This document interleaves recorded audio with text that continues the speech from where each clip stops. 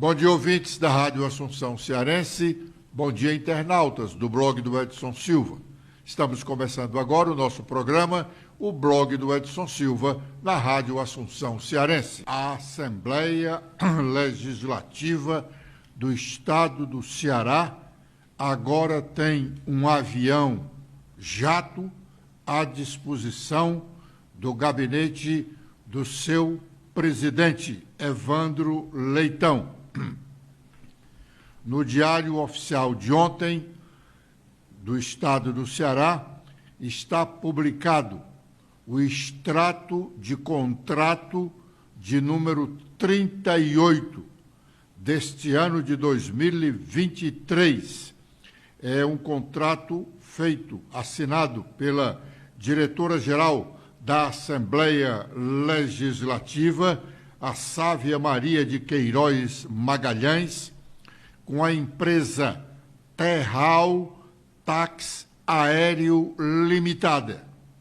É uma empresa cearense, Terral Táxi Aéreo Limitada, que vai dispor para o gabinete da presidência da Assembleia essa empresa, a Terral Táxi Aéreo, é uma empresa especializada na prestação de serviços de locação de aeronave tipo jato turbofan pressurizado, com potência mínima de 2.500 libras por turbina, capacidade mínima de 8 passageiros e 2 tripulantes, com ar-condicionado de solo, radar meteorológico, dual FMS e por aí vai.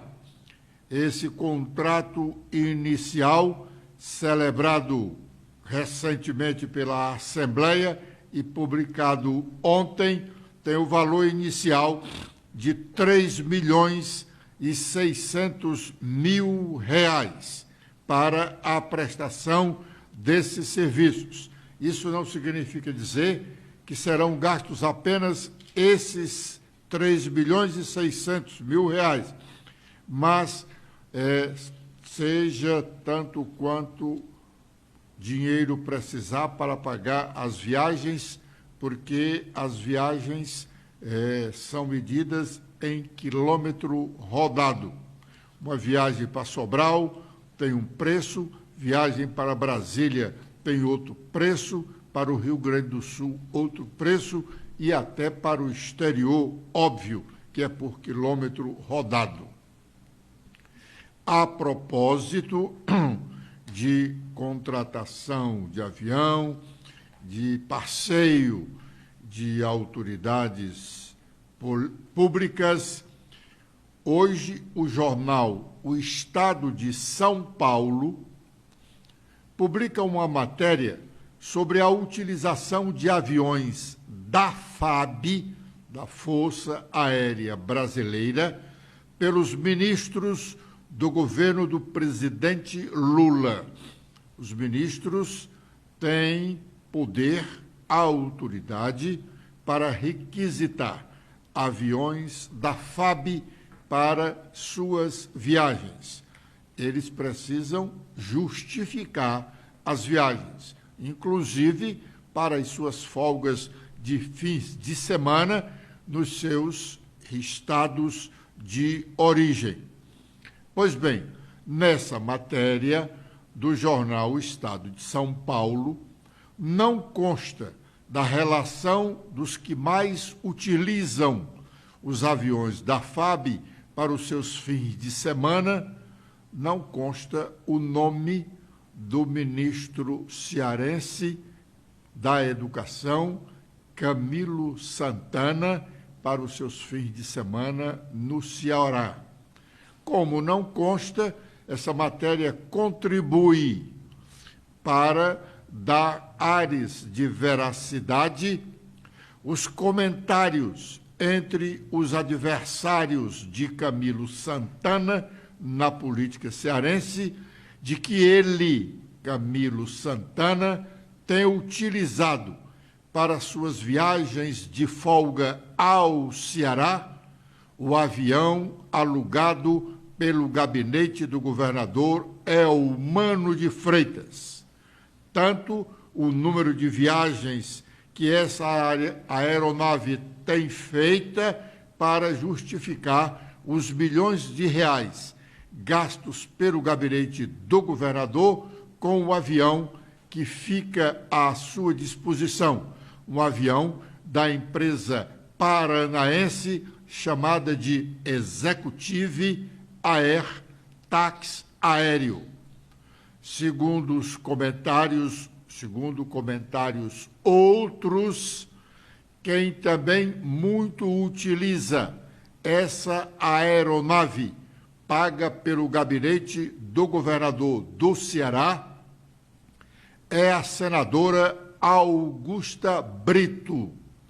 E aí, quanto ao uso do avião pela senadora, os comentários não são apenas especulação, pois, se verificarmos o portal da transparência do Senado relacionado aos gastos do gabinete da senadora Augusta Brito, logo se constata que a senadora muito pouco tem gasto da sua verba parlamentar para viagens para o estado do Ceará, onde todo fim de semana ela aqui está, ao lado do governador Eumano de Freitas, nos eventos oficiais do governo do estado.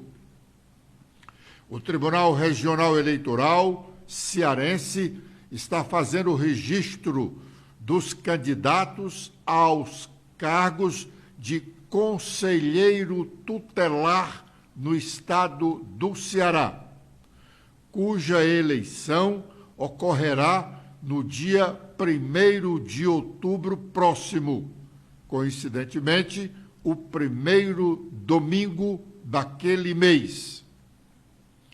A eleição do Conselho Tutelar se assemelha a uma eleição comum de vereadores, deputados, qualquer outro cargo eletivo.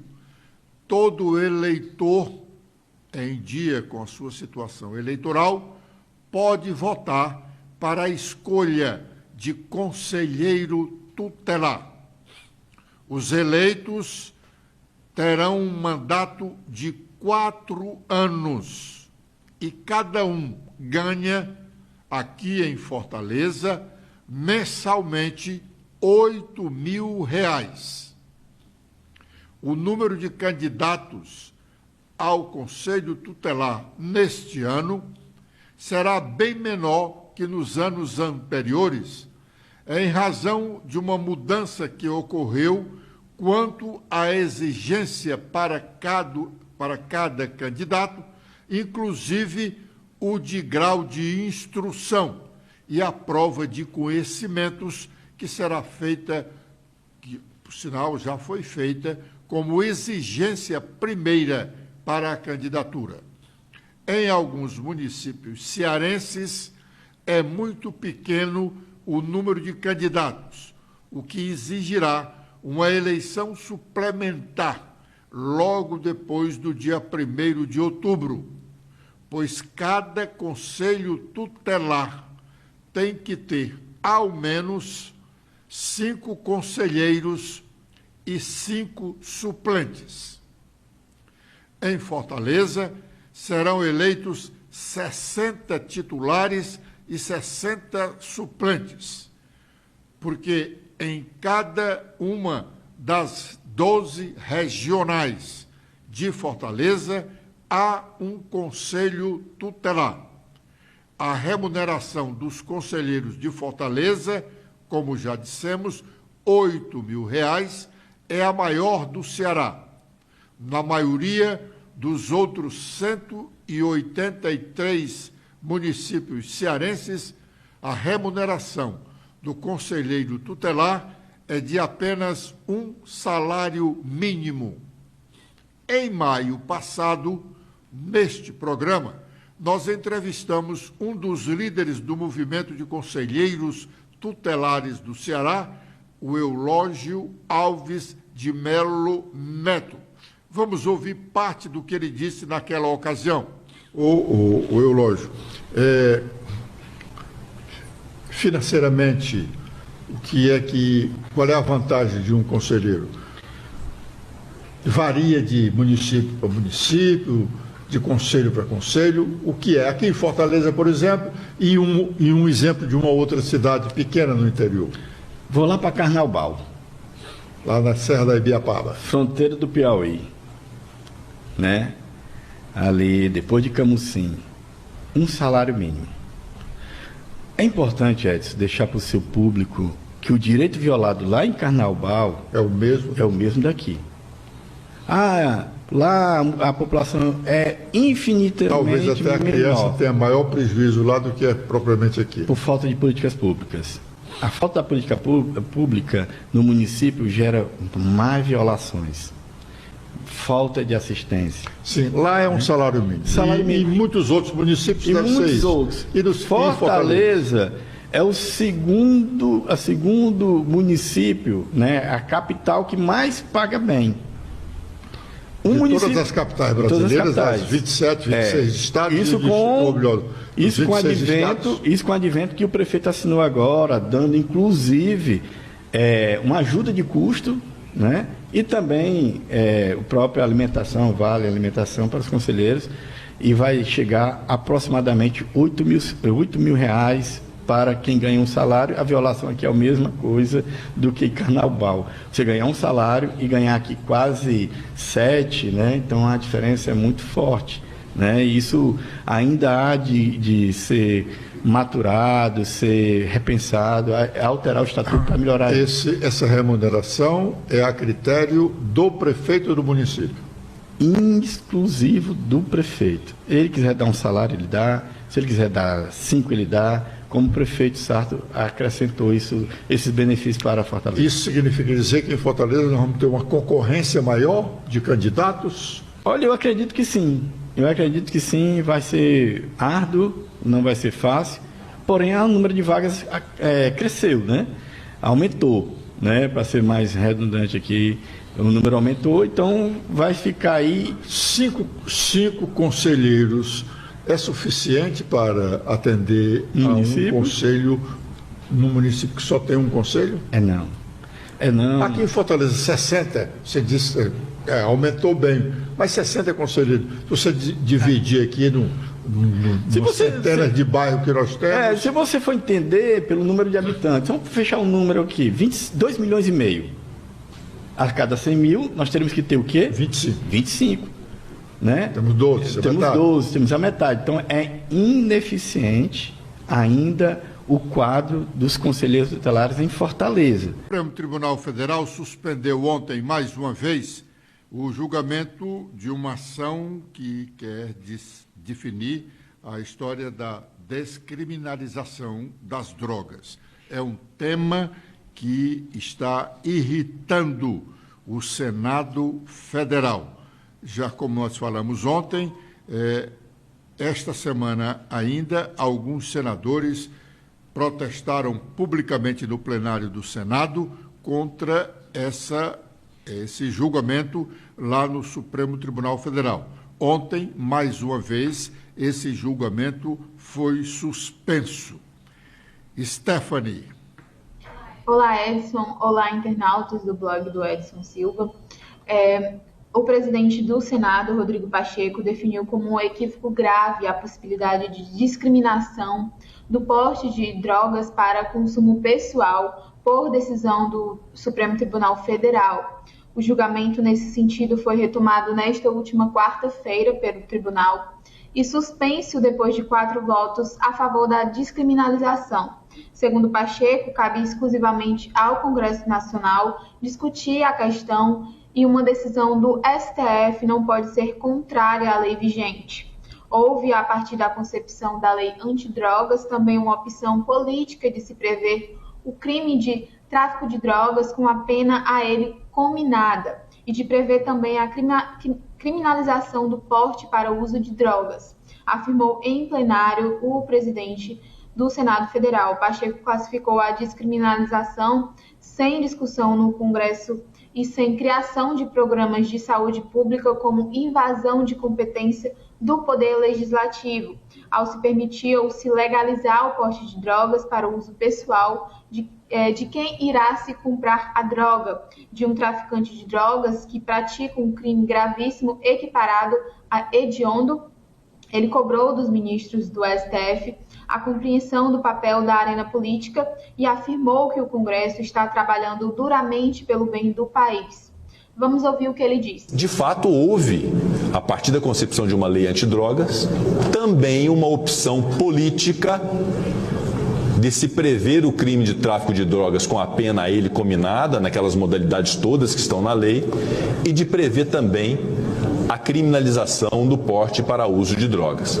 Se pretender legalizar ou descriminalizar, que é uma tese que pode ser sustentada por aqueles que defendem que a questão é mais de saúde pública do que uma questão judicial ou uma questão penal, o foro de definição desta realidade é o Congresso Nacional Brasileiro.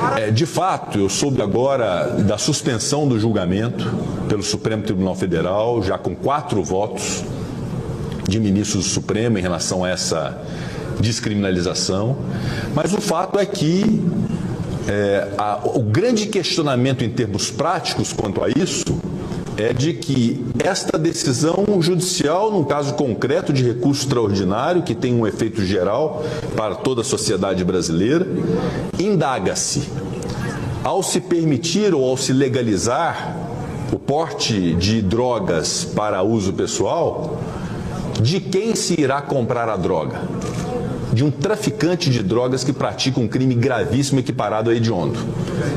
E isso acaba gerando uma perplexidade enorme, porque diferentemente de outros países que se programaram para essa legalização e o fizeram com discussão política através de lei, permitindo então uma cadeia de fornecimento a uma organização e um programa de saúde pública que compreende primeiro a premissa fundamental de que isso pode ser ruim para a saúde, especialmente de jovens.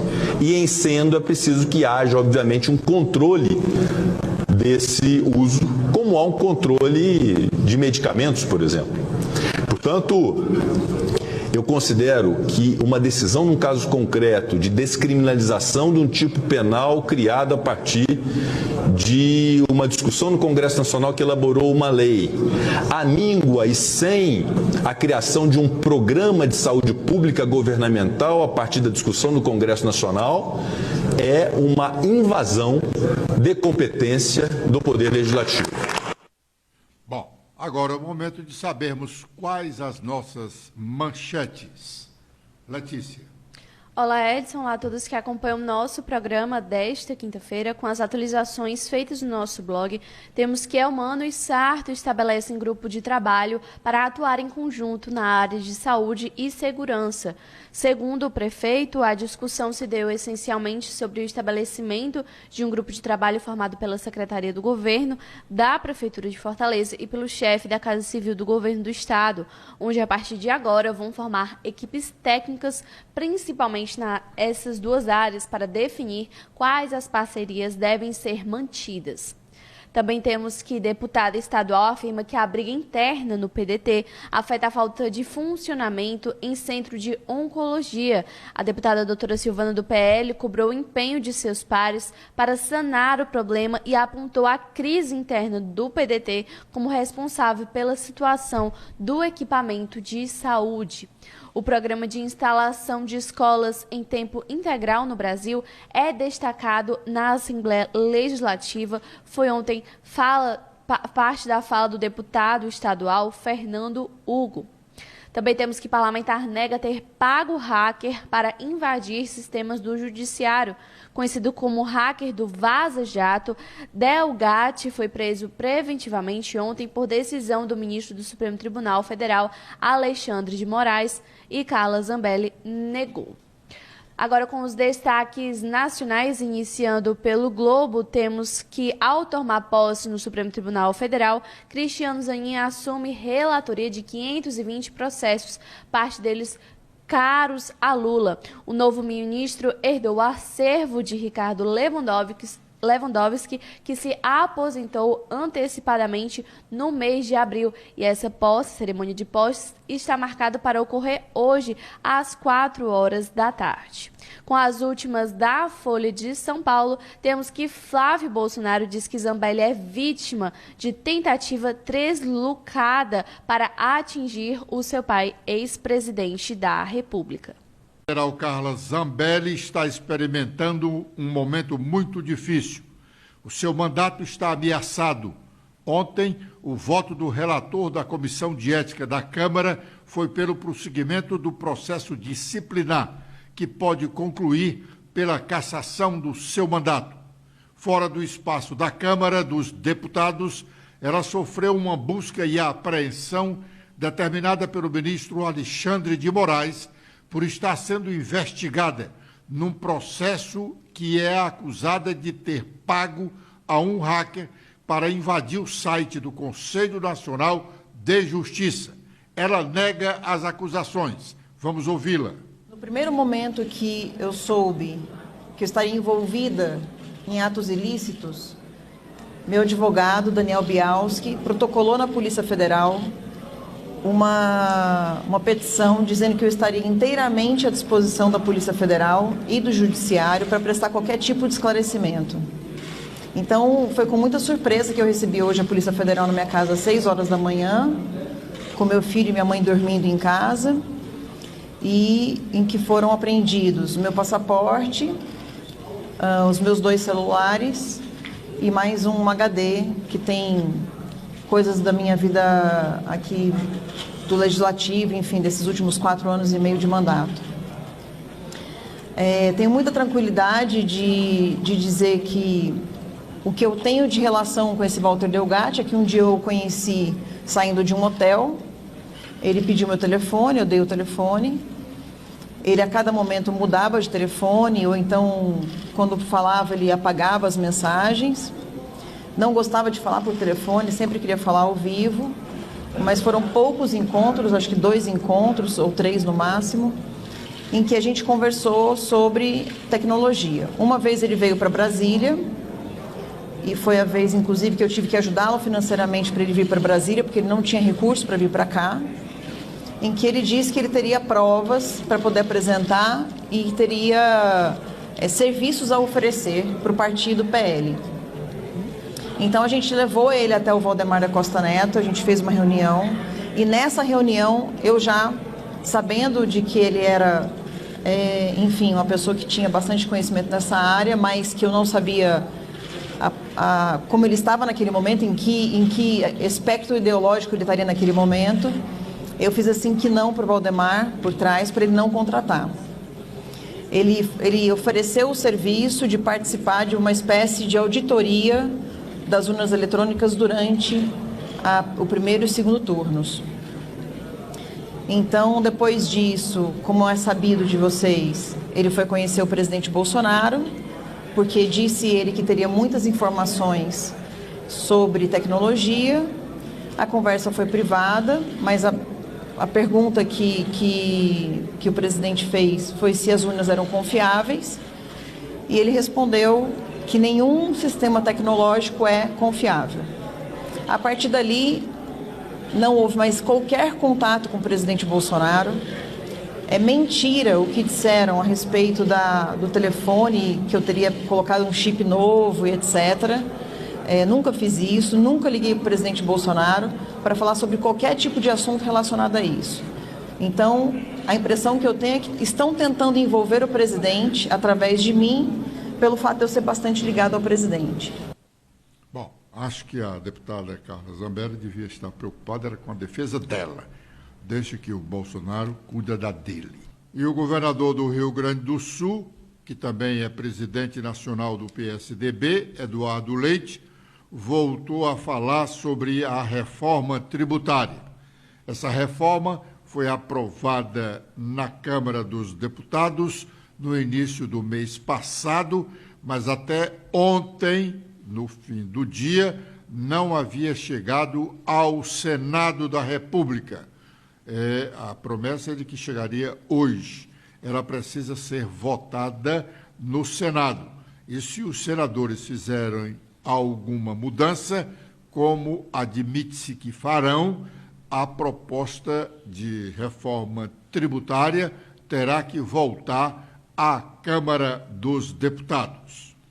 Ontem esteve na Assembleia, onde foi levar um projeto de interesse do Poder Judiciário cearense, o presidente do Tribunal de Justiça, o desembargador Abelardo Benevides. Esse projeto do Tribunal de Justiça tem base numa recomendação nacional do Conselho Nacional de Justiça. O CNJ quer acabar com a história de terceirizado no judiciário brasileiro. É evidente que vai ser muito difícil acabar, mas pode reduzir. O Estado do Ceará dá o primeiro passo na redução do número de terceirizados, que é muito grande. É tão grande que só nas próximas horas o gabinete do presidente do Tribunal de Justiça vai saber qual o número real de terceirizados no judiciário cearense. Além dos terceirizados contratados pelo próprio Poder Judiciário, tem uma quantidade enorme de pessoas que são emprestadas ao Judiciário para o funcionamento de comarcas em vários municípios cearenses, pessoas que são emprestadas pelas prefeituras. Então, o serviço do Judiciário cearense, uma boa parte dele é feito por pessoas emprestadas, trabalhadores emprestados por prefeituras. E o Conselho Nacional de Justiça não quer mais isso. Ontem o desembargador Abelardo nos dizia ter conversado demoradamente com o governador, o desembargador, presidente do tribunal, Abelardo Benevides, nos dizia ter conversado demoradamente com o governador Eumano de Freitas, expondo essa realidade. Hoje, o Estado do Ceará só gasta com o judiciário a parte referente ao pagamento de pessoal. Todo o outro custeio da máquina do judiciário é paga com recursos do FERMOJU, que são despesas que nós, cearenses, quando usamos os serviços dos cartórios, pagamos um pouco mais do próprio serviço do cartório para esse FERMOJU, que é um fundo de reaparelhamento do judiciário. Então, o Estado do Ceará só paga o pessoal.